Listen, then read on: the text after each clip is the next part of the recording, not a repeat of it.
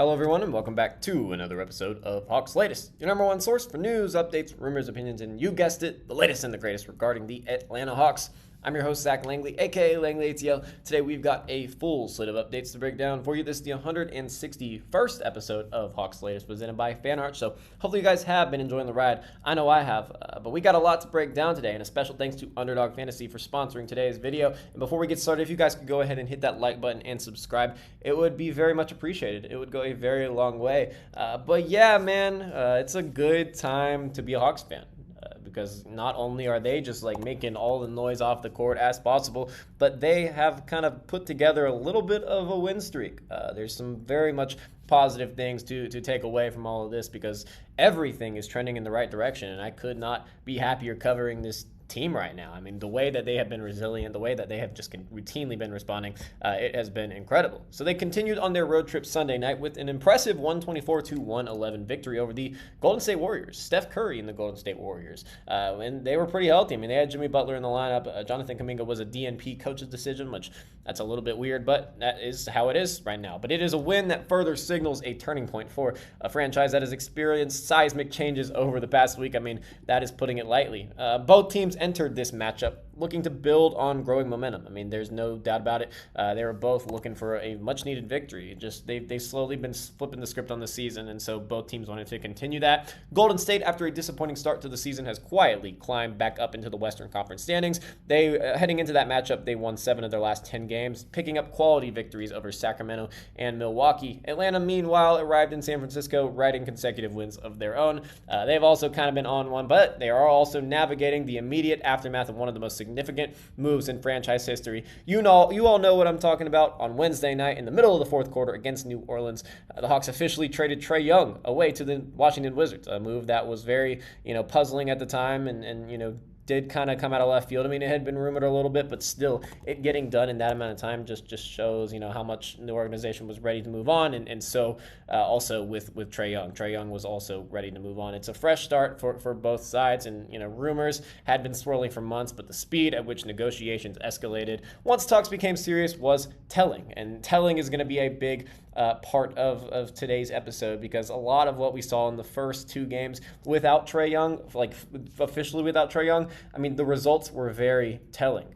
The return package initially drew mixed reactions. There's no surprise for that. I mean, Atlanta didn't receive any sort of draft compensation for their 4-time All-Star. I mean, one of their best players in franchise history, which was a little bit puzzling, but you got to consider context. You got to consider who he is known as across the league. And so, yeah, instead they prioritized future financial flexibility and immediate veteran presence. CJ McCollum and Corey Kispert are now members of the Atlanta Hawks. They have both suited up and made their Atlanta Hawks debuts. And, while both of them were kind of underwhelming, I mean, these are 2 proven NBA contributors, and so it's going to be good to watch them develop with the rest of this core and see how they really look for the future. And so Sunday night marked the debut of both players, and it just really offered a clearer picture of how this era in Atlanta might begin to take shape. So I know that was a bit of a long intro, but let's go ahead and get into the first segment of today's video. After missing the first game following the Trey Young trade, CJ McCollum made his Hawks debut Sunday night, and it came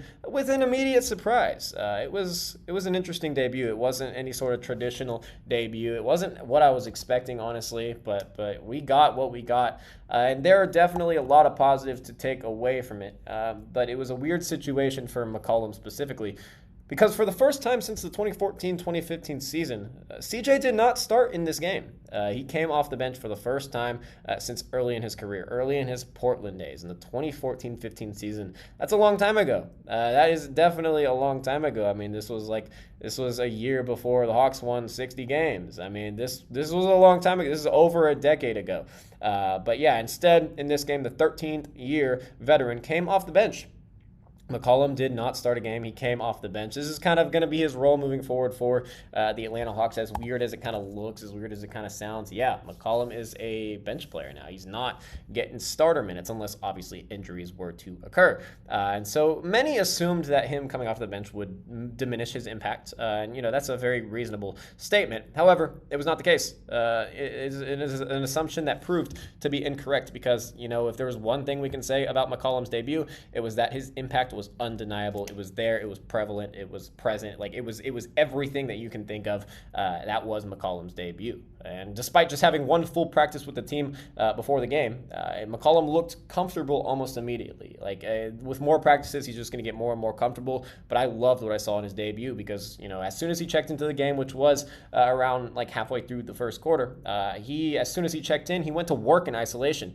He got a look at the top of the key, and it was sort of towards the end of the shot clock. And so we were like, okay, let's let this proven isolation scorer go to work. And that proved to be effective. His very first shot as an Atlanta Hawk was him knocking down a tough mid-range pull-up jumper, which was seriously a familiar sight for anyone who's followed his career up to this point, which I'm sure a lot of you have because he is a vet's vet. Like, he's been in the league for some time. He's very long tenured. And so, while that shot, we thought that shot was going to be like a signal for a super efficient scoring night. I was like, okay, like this guy's going to go to work in his Hawks debut and just provide an insane scoring spark off the bench. That wasn't the case, but it did set the tone for how at least he would influence the rest of the game.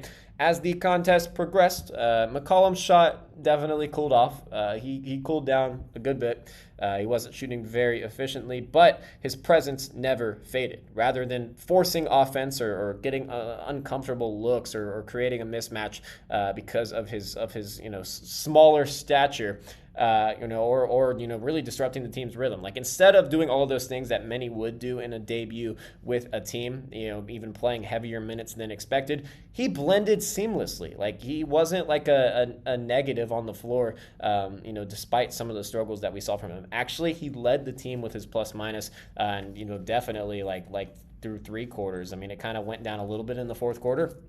But through three quarters, I mean, he was absolutely killing it. And so he seriously became like the prime facilitator, the primary facilitator during that crucial late third quarter run, the one that really sealed the victory for the Hawks. He was repeatedly creating quality looks for the shooters on the wings and just helped the Hawks regain control of the game, and they never looked back. That's been a common theme of these games since Trey Young has been gone. Like, once they grab a lead, like, they aren't letting it go. It got a little bit scary against the Warriors on Sunday night. Like, they started to make a little bit of a run, but even then, they only cut the lead down to like 14. And so then the Hawks just kept the pressure. They called a timeout. They got some of these things together, and they worked it out. And that's the new reality. That's what we can expect out of these guys now. There is a new culture, there is a new identity, and it could not be a more exciting time to be an Atlanta Hawks fan. And so by the time the fourth quarter began in this game, CJ was a game-high plus 21. Despite modest numbers in the box score, his impact was prevalent. That statistic alone tells part of the story. Warriors fans felt his impact every time Golden State even attempted to close the gap. So you don't always have to be super efficient to leave your impact. I mean, Hawks fans should know that good and well with, watching Trey Young for almost 8 seasons. Now we're watching CJ McCollum, and he may have that same impact, although CJ is a career efficient scorer. This is probably going to be the least efficient game CJ has in a Hawks uniform, at least this season. It's just going to get better and better and better, and I could not be more excited. Also, in the closing minutes of this game, with momentum, beginning to swing back toward the home team, McCollum delivered the defining moment of the night, which was an and one basket that effectively sealed the win for Atlanta. It kind of shot down all of Golden State's dreams of having a miraculous comeback, and it was a complete momentum shifter. So he finished his Hawks debut with 12 points and 4 assists on 5 of 14 shooting. So not a perfect night from the field, whatsoever, but it was a strong statement nonetheless. So one thing that is clear is that the Hawks desperately needed another veteran guard capable of stabilizing the second unit. And every team could use another veteran guard to really kind of help bolster their bench. And the Hawks were one of those teams in dire need of it. And so McCollum provides that presence, but he also provides leadership and a very respected, a very proven shot creation ability.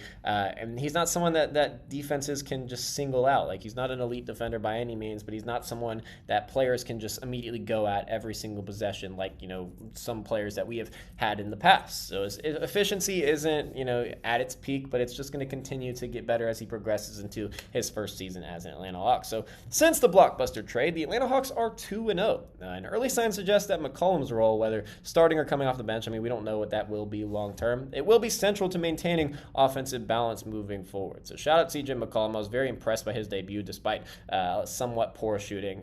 Definitely not anything to to hang your head on. But I enjoyed what I saw. So let me know down below what you thought about CJ McCollum's debut and potentially his role moving forward. Speaking of roles moving forward, some guy who's going to have to really adjust to life without Trey Young is none other than Dyson Daniels, because the Hawks guard rotation was it was thin. But now it's significantly thinner than before because, Trey Young is gone. And so we're navigating a lot of unknowns, a lot of uncertainty. And so that means there's a lot more pressure on our young guard, Dyson Daniels, to succeed, to play great on both ends of the floor every single night. Like, there is going to be a lot more pressure on him, and this is going to be great for his long-term growth, his long-term development. Just being able to facilitate an entire offense, be an offense onto yourself while also being the best defender on the floor at all times. It's a lot of pressure for a young man, but Dyson, I believe, is made for it. Much of Atlanta's success moving forward is simply going to hinge on the back of Dyson Daniels. Despite regressing shooting splits this season, and I mean, that's almost like putting it lightly, because Dyson's shot has completely fallen off of a cliff this year, and that hasn't been great. He's definitely not getting as many open looks on catch and shoot opportunities without Trey. I mean, for obvious reasons. But yeah, this shot has been really, really rough this season. He's shooting like 11% from three, which is just crazy. I mean, that is really bad. He's actually averaging like a higher points per game average than his 3-point percentage, which is unreal. It's unreal. Normally players' 3-point percentage are probably like 34, 35%, like whatever league averages. And so if you were going to say that for any player, saying that they had a higher points per game average than their outside shooting average, like they would be like, what? Is this player having an MVP caliber season? No, it's just that Dyson Daniels is shooting really poorly from beyond the arc. But this segment is not about slandering Dyson. I mean, what am I doing? Let me chill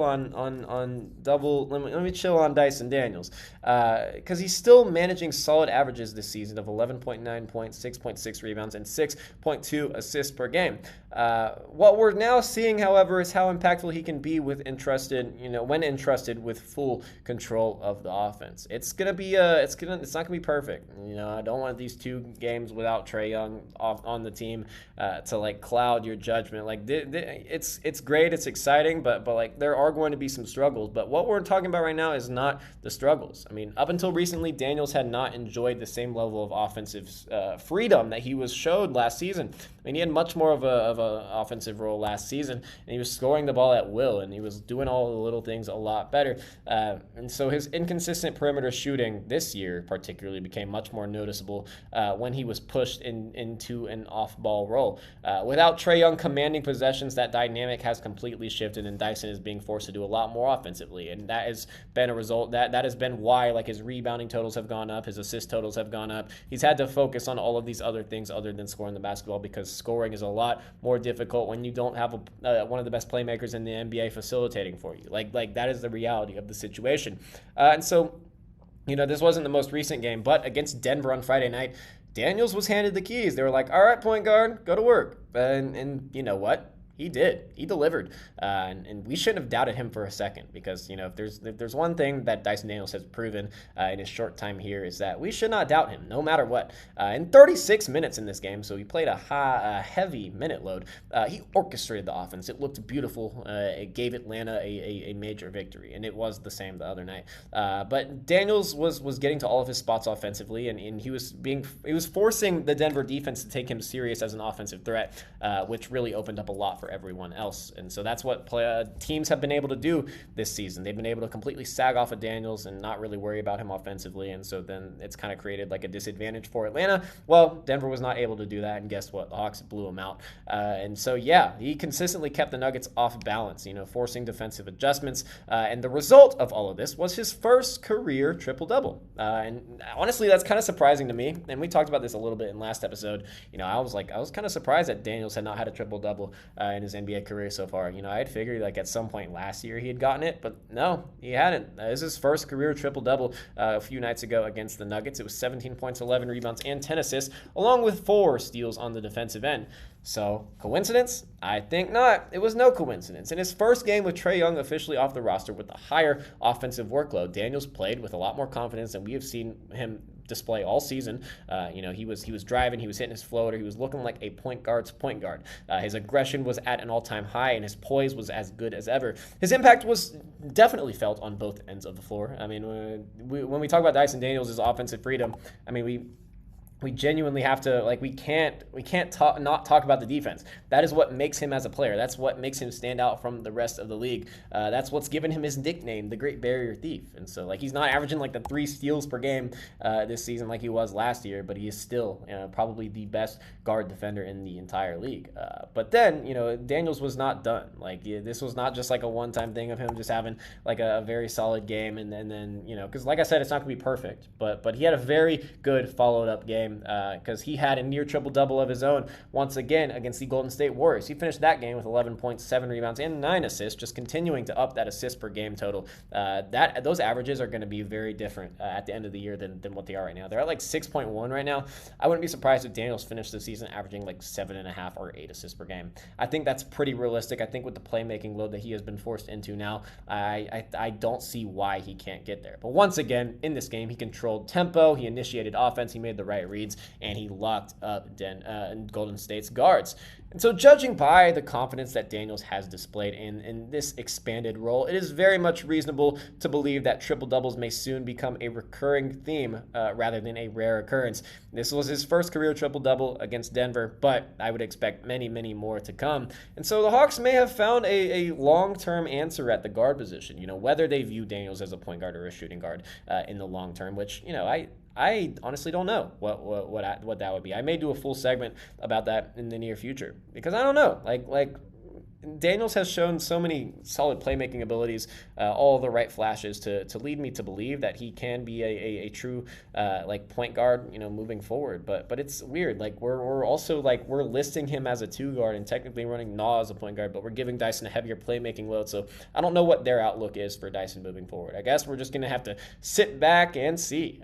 But yeah, the early returns of Dyson at the 1, leading the offense, they have been all very encouraging. Fast breaks, buzzer beaters, and block parties are back, and Underdog is the best place to get in on all of the action. Playing on Underdog is easy. Just pick whether your favorite players will go higher or lower on stats like points, rebounds, steals, and more. Get your picks right and you could win up to 5,000 times your cash. This week on Underdog, I'm looking at Heat versus Suns and selecting Dylan Brooks for higher than 19.5 points and Devin Booker for 6.5 assists, higher than that. Download the app today and use promo code BASKETBALLFAN to score $75 in bonus entries when you play your first $5. That's promo code BASKETBALLFAN. Underdog. Make picks, win money. Okay, guess who's back? The Atlanta Hawks are back in action tonight. A lot of NBA teams seem to get a lot more rest than we do. That's for sure. We are at the most getting like 1 day in between games. And just to cap it all off, it's another road game. We barely get to play at State Farm Arena, and even when we do, we don't play very well at State Farm Arena, which has just been a very weird part of the season. All the lore that we have uncovered this season and gotten to learn about the team. The fact that they don't play well at home but play amazing on the road has been very confusing. And so the Hawks are actually 7-2 on the season against Western Conference teams on the road, and they will be looking to continue that trend tonight against none other than the Los Angeles Lakers. So, coming off of that 124-111 win over the Golden State Warriors, they are now turning their attention to a challenging matchup against Luka Doncic and the Lake Show. And so against the Warriors, we had a full breakdown of that in last game, and we talked about the past 2 segments. We talked a little bit about the Warriors game, but Atlanta overall shot 49% from the field, and they knocked down 15 of 39 3-point attempts. And so once again, without Trey Young on the roster, the ball movement has stood out once again. I mean, they have been playing with an unreal amount of chemistry. This new look roster is really good. This is a different Hawks team than before. This is a very solid team. And so the Hawks also in this game, in the game against the Warriors, they recorded 33 assists, and they also forced 16 turnovers while collecting 9 steals. Shout out Dyson Daniels, man, and Nikhil, just the ball hawks that we have. It's a blessing to be able to cover these guys because they are such great defensive players, and they're going to lead Atlanta to an interesting spot in the postseason. That's for sure. So while Atlanta committed 21 personal fouls in that game and struggled somewhat at the free throw line, their overall offensive rhythm carried them to another road win. In that one, Nickeil Alexander-Walker was particularly impressive. He finished with 24 points on 9 of 18 shooting in just 34 minutes. I say just 34 minutes. That's a good bit of minutes. His scoring punch continues to be a valuable asset for Atlanta's rotation, and it's going to need to against the LA Lakers, because you know what the Lakers don't have compared to Atlanta? The Lakers really don't have some good guard defenders. I mean, they got Marcus Smart in the big 2026, but he's been dealing with injury concerns. He hasn't been in the rotation a whole lot. Atlanta has, I think, the advantage here. If I'm being completely honest, I like the way we match up against the Lakers, and you know, it should be a victory. I mean, I don't want to set false expectations, but I think they match up well against them. Atlanta won the previous matchup between the two ball clubs. I think it was by a good bit, actually, and I think it was a game that a lot of people were sitting out, and the Hawks beat them. It was the one at home. I was a bit upset that LeBron didn't play because I was there, and you know, potentially this is LeBron James' last season. I want to see LeBron play basketball again in person. I'm sorry, I'm selfish. You know, of course I'm rooting for the Hawks. Of course but like I want to see LeBron one more time. I've seen LeBron a couple of times. I want to see him again. So I hope he plays another year in the NBA, because if this is it, his one opportunity to play at State Farm Arena for the final time has passed. I mean, it's been well past. That game was quite a while ago, so both of these teams look a lot different than they did when they faced against each other. And so it's going to be a different matchup. It's going to, you know, both teams are playing with a little bit more momentum. And I mean, actually, the Lakers really aren't. You know, Luka has been struggling, and when I say struggling, like, he's still putting up Luka Doncic numbers, but he has not been very effective from the floor. LeBron's actually been pretty good. Like, LeBron has kind of been killing it. But the Hawks are entering this matchup 20-21 on the season with 3 wins in a row.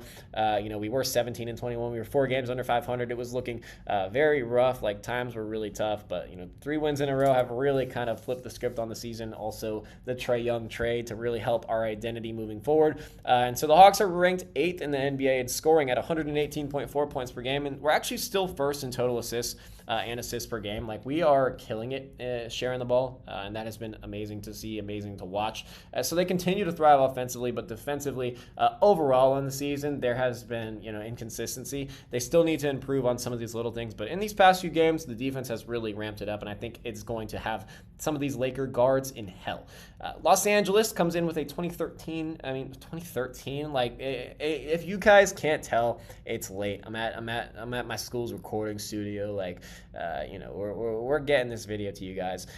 But yeah, I'm messing up some of these things. But you know what? I don't care. I got my loyal subscribers. They're not going to clown me for messing up these words. They see me do it all the time. I mean, if you're a loyal watcher of this channel, I mean, this should not surprise you at all. But Los Angeles is coming into this game with a 23-13 record. So it's still a good record. Like, that's the thing. I have a friend who's a Lakers fan who's been very disappointed about this season. And I'm like, you know, all things considered, like, you know, being 10 games over 500, you know, 36 games into the season, like, is not a very bad outcome. Like, honestly, like, I think it is a very solid outcome considering the realisticness of what this Lakers roster can do. I mean, they're battling injury, age, and all types of, you know, chemistry concerns. Like, I don't believe in this Lakers roster.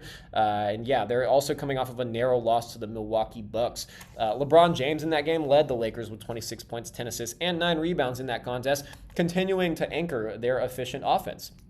I mean, the fact that they have been as efficient as they have been this season has been impressive because they have some shot chuckers on that team. The Lakers actually ranked second in the NBA in field goal percentage and present a major challenge defensively to Atlanta. But like I said, we have the defenders capable of guarding them, and I think we match up really well against them. I think Jalen Johnson can combat LeBron James. I think Nickeil and Dyson can take turns on Luka and really just make it hell for both him and Austin Reeves. But yeah, they're going to need to stay disciplined in this matchup because this is a Lakers team that you cannot mess up defensively at all against because they will make you pay. They have some consistent shooters. They have, you know, some very good shot creators, and so it's going to be difficult for them to seal. You know, for them to you know, we all know.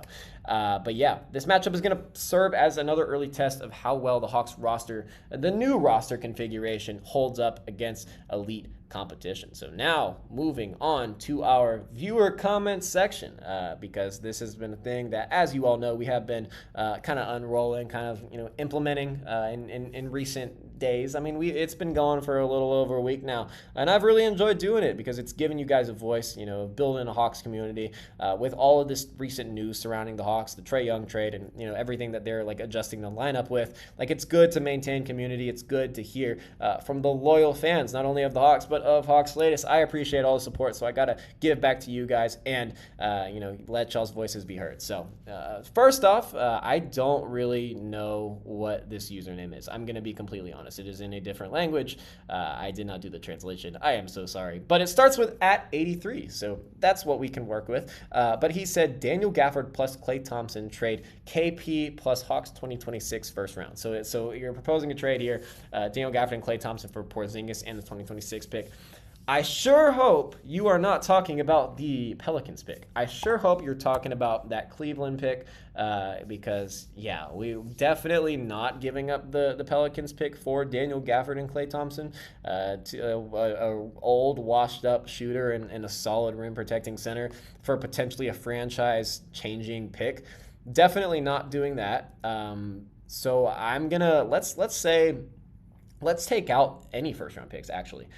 Because I think moving forward, I think the Mavericks are, more than anything, they're prioritizing future financial flexibility for the opportunity to build a competitive roster around Cooper Flagg. I think that's their goal. I think everything else is kind of a secondary thought. So let's take out any draft capital. Maybe a second round pick. Let's say Porzingis and a second round pick for Daniel Gafford and Klay Thompson. Now do we got something there? Like, I definitely like that a lot better. I definitely would not give up a first round pick for Gafford and Thompson in the big 26. Just definitely not a thing that I would be interested in doing. It's an interesting scenario though. Like, I like the framework. I mean, we talked about Daniel Gafford as a potential trade target in last episode, and so seeing that, and so I appreciate this comment because we're talking about some mock trades, and I like the framework of this. It's just I certainly would not give up any sort of draft asset, and I don't really like the fit of Klay Thompson on this team, if I'm being completely honest. If you asked me like a couple years ago, I would have been like, hell yeah, let's get Klay Thompson on this roster, but nah, I'm definitely not rocking with that. But I like the framework of salary for salary, really, and then the Hawks are bringing back a rim protecting center that they have desperately needed. So I appreciate the comment. Please feel free to comment again. Maybe comment another mock trade, because that is very interesting. Like, we don't see a lot of people comment mock trades much, but when they do, like, it's a very interesting thing. And so up next, @dy/P4N said, how about Sabonis? And this is interesting. He said, of course he's not a good player on defense. Yeah, you got that right. But he said, he would fit our offensive system so well. Off-ball cutting, using three-point shooters, handoff drive. Also, his price is at lowest now, and so we could be a contender with lower risk. I'm with you.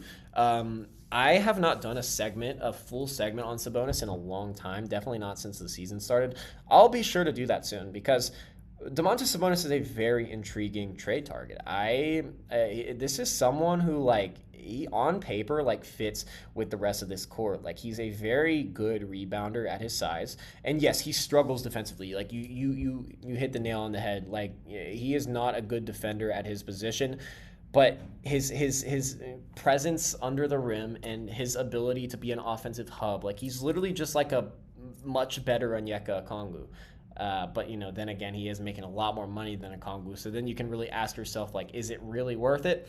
I like the overall idea of a Sabonis, though. I'm in a group chat that has been floated around, and I like it. I like it a lot. It's just, if it would have to be, for me, it would have to be a buy low situation, because I wouldn't give up future financial flexibility or a bunch of assets for a guy like Sabonis. But if the Kings are really selling at the deadline, and we can get him for the expiring contract of Porzingis and Kennard and maybe a few second round picks, or maybe add a young player like a Mo Gay or an Asa Newell, I'd probably do it, if I'm being completely honest. I mean, that would be a major missing piece in the front court. I love the fit there.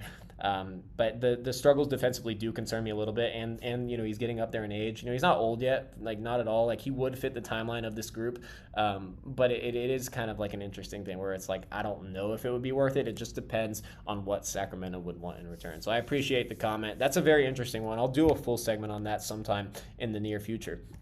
And then last but not least, at CG/ATLian said, I didn't expect them to take a step back after the trade because they took a step forward when Trey was not playing. They actually took a step back when he got back on the floor and the rhythm was off. Then he was out again and they had to get back in rhythm when he went out with the thigh contusion, so they are only going to get better. Yeah, the quad contusion that you're talking about, yeah, that was a little bit of BS. They were working on a trade. That's the inside scoop. I mean, but it's not even really any sort of report. Like you guys knew that. Like they were working on a trade. It's weird. Like over the years, like the people that have brought up the Hawks are better without Trey because like look at the record when he's not playing, look at the record when he's playing. Like I always thought it was a bit misleading. Although this year the results were a little bit undeniable because it was like a thing where it was too noticeable because it was like the Hawks were a really good team when he was not playing, and then when he would play, like they would be a really bad team. In the 10 games that Trey played this year, they were 2-8, and that's undeniable. Like you can't look at that and try to try really hard to defend it. Like I'm always going to be a Trey defender. Like I'm always going to be someone who supports Trey Young and tries to back him up. But in this situation, yeah, it's a little.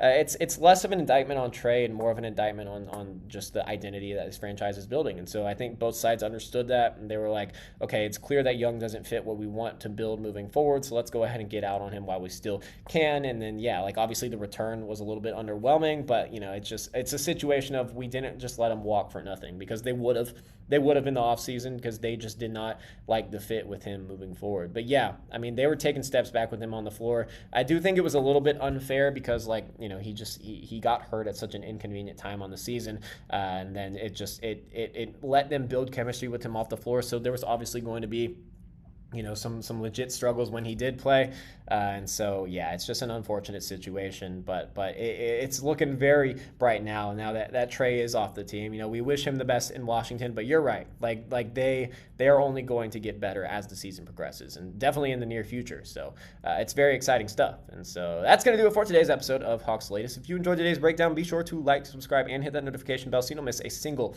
update here on the channel. We're going to be pumping out videos every single day, keeping you guys informed on the latest and the greatest regarding the Atlanta Hawks. But let me know down below in the comments, what are your thoughts on CJ McCollum's new bench role and how he played in his Atlanta Hawks debut? Also, let me know your comments. let me know your thoughts on Dyson Daniels and just the way he is playing as this team's true point guard, in that expanded playmaking role that he has possessed over the last few games. I think he's done a really good job, but let me know your thoughts on that down below. And then also, what are your thoughts on the game tonight against the LA Lakers? It's going to be an interesting one. It's going to be an intense one. I can't wait to cover it all here on Hawks Latest. But once again, thank you guys so much for watching. I'm Zach Langley, aka Langley ATL, and I will see you guys next time.